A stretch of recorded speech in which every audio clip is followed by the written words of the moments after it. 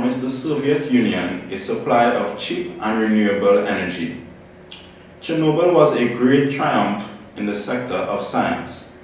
The 1986 disaster at Chernobyl nuclear power plant in Ukraine was, however, the product of a flawed Soviet reactor design coupled with serious mistakes made by the plant operators. It was a direct consequence of the Cold War isolation and resulting lack of any safety laws. The accident destroyed the Chernobyl 4 reactor, killing 30 operators and firemen within 3 months, and many other long-term deaths occurred. This accident took approximately 1 hour and 24 minutes to spiral out of control after a routine safety test. One person was killed immediately, and the second died in hospital soon after as a result of injuries received. Acute radiation syndrome, ARS, was originally diagnosed in 237 people on site and involved with the cleanup, and it was confirmed in 134 cases. Of these, 28 people died as a result of ARS within a few weeks of the accident. 19 more workers subsequently died between 1986 and 2004. But their deaths cannot necessarily be attributed to the radiation exposure. Nobody off-site suffered from acute radiation effects, although a significant but uncertain fraction of the accidents in patients were children at the time, likely to be due to the intake of radioactive iodine photon. Furthermore, large areas of Belarus, Ukraine, Russia, and beyond were contaminated in varying degrees. The radioactive cloud spread throughout the entire European Union. The Chernobyl power complex, lying about 130 kilometers north of Kyiv, Ukraine, and about 20 kilometers south of the border, consisted of 4 nuclear reactors of the RMBK-1000 design. The Soviet-designed reactor is a pressurized water-cooled reactor with individual fuel channels, using graphite as its moderator. Units 1 and 2 were constructed between 1970 and 1977, while Units 3 and 4 of the same design were completed around 1983. Two more RMBK reactors were under construction on the site at the time of the accident. To the southeast of the plant, an artificial lake of some 22 square kilometers situated beside the river Pripyat was constructed to provide the cooling water for the reactors. This area of Ukraine was described as a lovely type woodland with a low population density. About 3 kilometers away from the reactor in a new city, Pripyat, there were 49,000 inhabitants. The old town of Chernobyl, which had a population of around 12,000, is about 15 kilometers to the southeast of the complex, within a 30-kilometer radius of the power plant. The total population was between 115,000 and 135,000 at the time of the accident.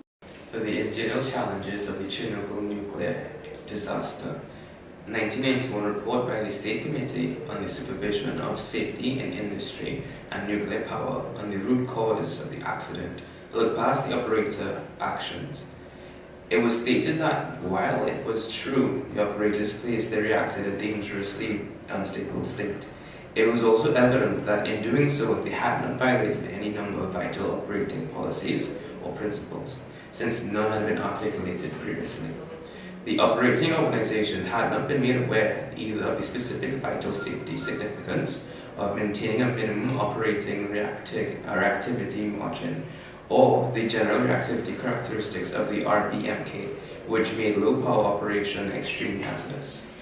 Another internal challenge was the vice chief engineer of Chernobyl nuclear power plant and the supervisor at that time of the experiment. In 1987, found guilty of criminal charge of mismanagement of potentially explosive enterprises. He stated upon his release that the power plant design was the root cause of the actual disaster. While the disaster was occurring, he insisted that operations continue while the test was actually going forward. He overrode the 2 engineers' objections and he also intimidated them into increasing reactor power. During this, the reactor protection system was vetoed to prevent automatic shutdown. The explosion occurred as a result of the rods failing, thus preventing exertion into the reactor. Despite seeing graphite blocks on the ground, he also insisted that the reactor was still intact, and he reported to the high-level managers that everything was okay. So he was the root cause of the internal challenges by himself. For external challenges after the explosion, there was water and magma that settled to the bottom of the reactor. The water came from when the firefighters tried to combat the fire, and from when the two operators added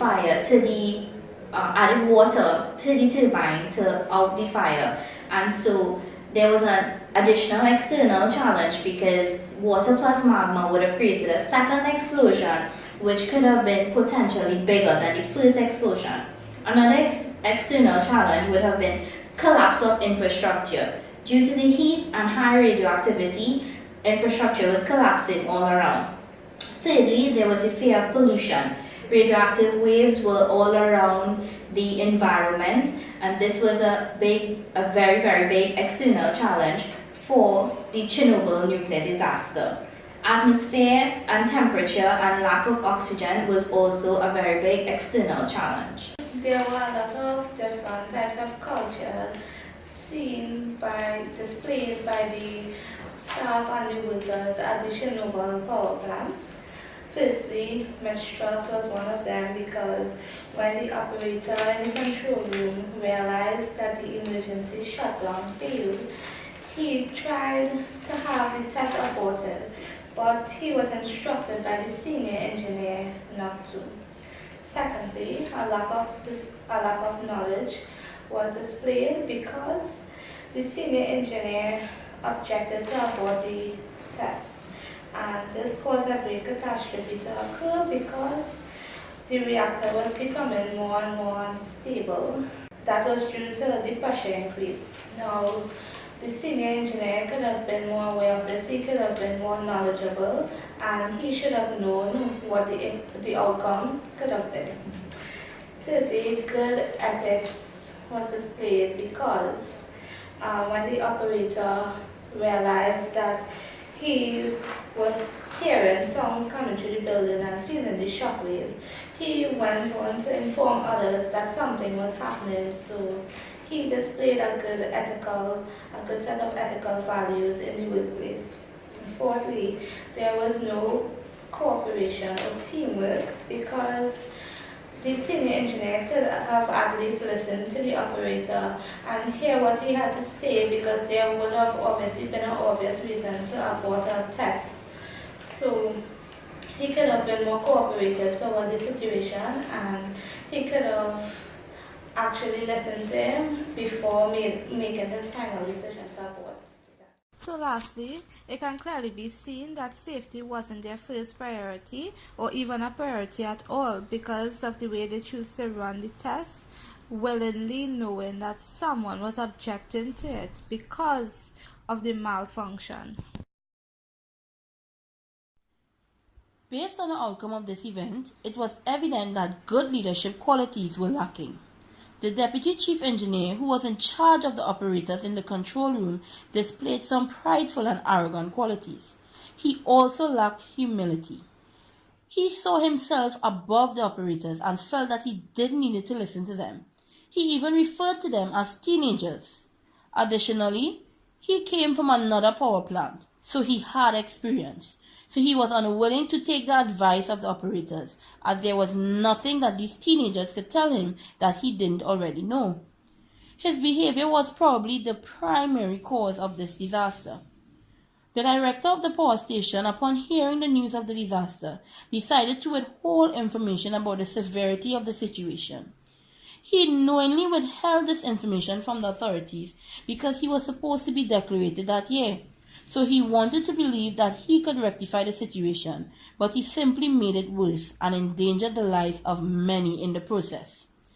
It was clear that his driving hegemon was that of self-preservation, because he used this disaster to uplift his position and not consider the safety of the other parties involved.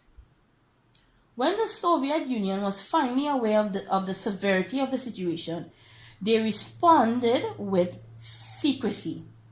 To them, the truth was the greater threat, and panic was worse than the invisible murder they had on the loose. They took time to be diplomatic while people's lives were at risk. It was evident that safety wasn't the main priority. They were trying to salvage what was left of the Soviet name and reputation by focusing solely on trying to contain the radiation exposure. Director, will you conform to the culture of the organization? As the director, I would not conform to the culture of this organization. May I ask why? Because one of the things I noticed is that there are no safety procedure in place in the event that an accident occurs.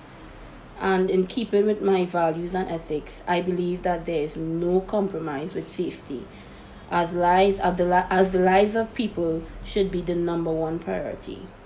I totally agree with you. I myself will not conform to the operations of the organizations. As the newly appointed turbine operator, I realize that there is a lack of knowledge in the turbine operating room amongst myself and the 3 turbine operators around me. I believe that knowledge of the machines and the turbines is very crucial, especially at this power plant, since it's a nuclear power plant and a lot of radioactive particles surround us. I strongly believe that having ample knowledge is key, as principal decisions are based upon operators' knowledge and recordings. Therefore, every decision and every action has a consequence and a ripple effect on the organization. Some long-term and some short-term, and some severe and some may not be so severe. What do you think, Chief Engineer? As the newly appointed Chief Engineer, for my research and my investigating, I realized there's a problem with mistrust. If there's mistrust between the operators and those who are in charge of directors, then there's no proper flowing of things. And because of that, that also has, I agree with you, every action has a ripple effect. So I believe ethics, keeping your ethics and values is important, is more important than any knowledge. Because even though you may have the knowledge to perform your duty and your job, if there's no effective communication or no trust or not even good leadership within the company, there'll be problems. So I will not conform to this culture. Chief Engineer, I totally agree with your statement, because from an engineering perspective, as the control operator, I also do not conform to the culture displayed by this organization due to the fact that, of in keeping with my ethical values and sustainability, I believe that the leadership should be of an important essence in the company because of its guidance throughout the company, and this company doesn't seem to possess sustainable leadership qualities, especially from the higher authority. While I do agree with all of my colleagues that went before, I will have to go against you all and say that I will conform towards the policies of the company, mainly because being a newly hired pump operator, I will follow any directives that are sent down from the higher ups, and I think that this is an important and critical responsibility that I have. So I think that carrying out these directives are very important, and I would conform to these policies. I understand the views expressed previously. However, as an engineer coming in to operate the power levels, I will conform because as an operator, my job is to follow orders given by my directors. My value system is so set that I follow due process and listen to the orders given to me by my leaders.